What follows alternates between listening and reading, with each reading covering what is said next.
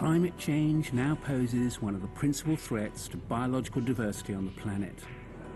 According to the Intergovernmental Panel on Climate Change, in its report released in April 2007, climate change will alter the structure and functioning of most ecosystems, will reduce biodiversity and therefore compromise the ecosystem services required by all life on Earth. Rising levels of greenhouse gases are already changing the climate. During the 20th century, global mean sea level has risen by 10 to 20 centimetres, and the overall volume of glaciers in Switzerland decreased by 2/3. During the last 3 decades, Arctic ice thickness in late summer and early autumn decreased by about 40%. And since 1912, Mount Kilimanjaro lost 82%, while Mount Kenya lost 92% of its ice mass. Climate change is happening. Climate change is most likely the result of man-made activities. Never in the history of mankind we have destroyed biodiversity as we are doing it. Every hour, 3 species disappear. Every day, between 100 to 150 species are disappearing. Every year, between 15 to 80,000 species are disappearing, and they are the result of thousands of years of evolution. What will this mean for biodiversity and human beings? In the coming decades, the added heat stress and drier soils as a result of climate change may reduce yields by as much as 1/3 in the tropics and subtropics, where crops are already near their maximum heat tolerance. Earlier breakup of Arctic sea ice gives polar bears less time to hunt.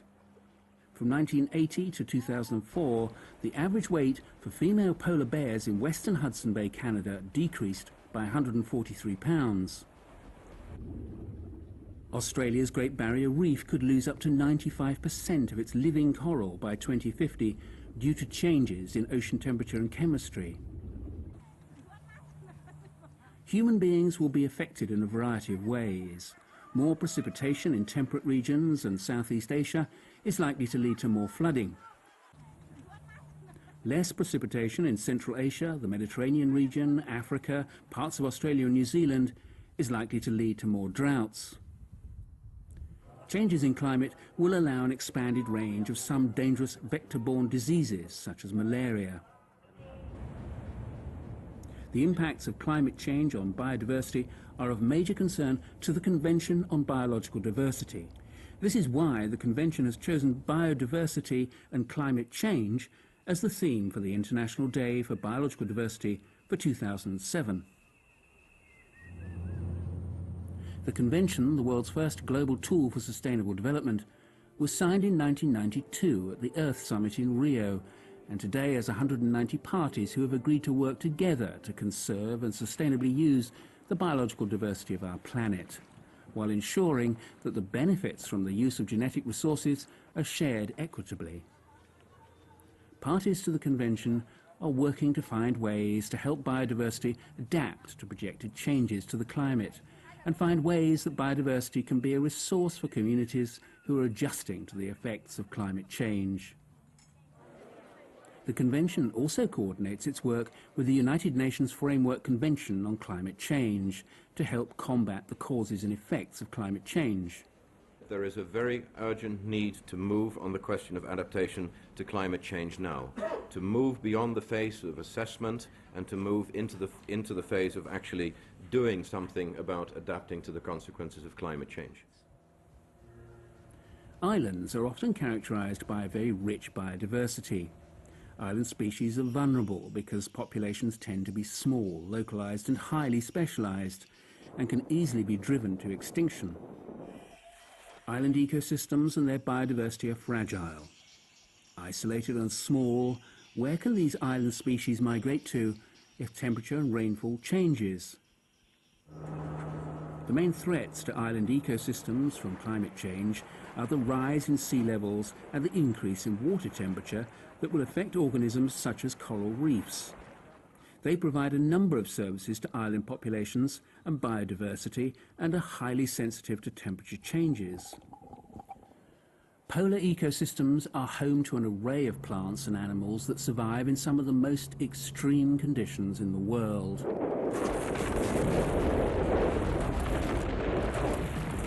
Seas surrounding the Antarctic support a rich marine food chain. The biodiversity of the Arctic is fundamental to the livelihoods of indigenous people and local communities who have lived in the regions for years. Walruses, polar bears, seals and other marine mammals that rely on sea ice for resting, feeding and breeding are particularly threatened by climate change. The warming of the Arctic has repercussions in the rest of the world. Indeed, melting and highly reflective snow and ice uncovers darker land and ocean surfaces, increasing the absorption of the sun's heat and further warming the planet. Snow and ice melt also adds fresh water to the ocean, raising global sea level and possibly slowing ocean circulation, affecting global and regional climate. In southern Africa, there is evidence that the climate is already affecting the distribution and habitat of a range of species. Scientists from the South African National Biological Institute are studying quiver trees to find out more about how plants in this part of the world are coping with climate change. They've already found a marked shift in distribution. Trees at the hottest end of their range are dying, and those in the south are growing well. I remember clearly the moment that I looked at that graph that I drew, and I saw that it was so clearly showed that there was this pattern, and that the only explanation was climate change, and it was this.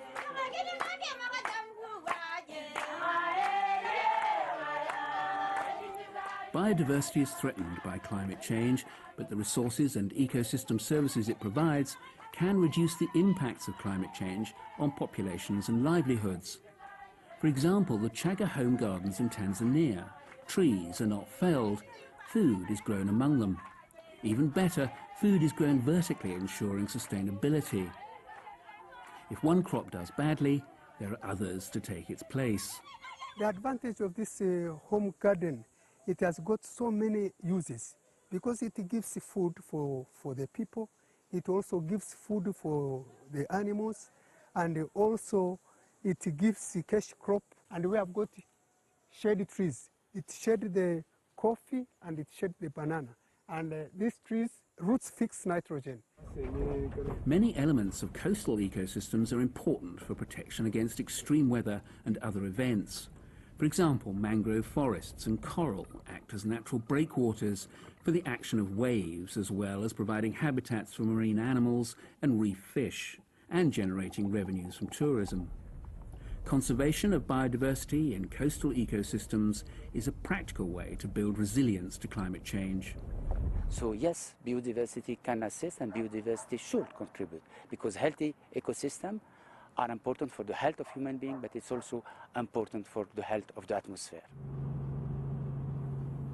There are ways to help biodiversity adapt to climate change by maintaining and restoring native ecosystems, managing habitats for endangered species, creating refuges and buffer zones, establishing corridors that take into account projected changes in climate, and introducing plant varieties able to adapt to climate change.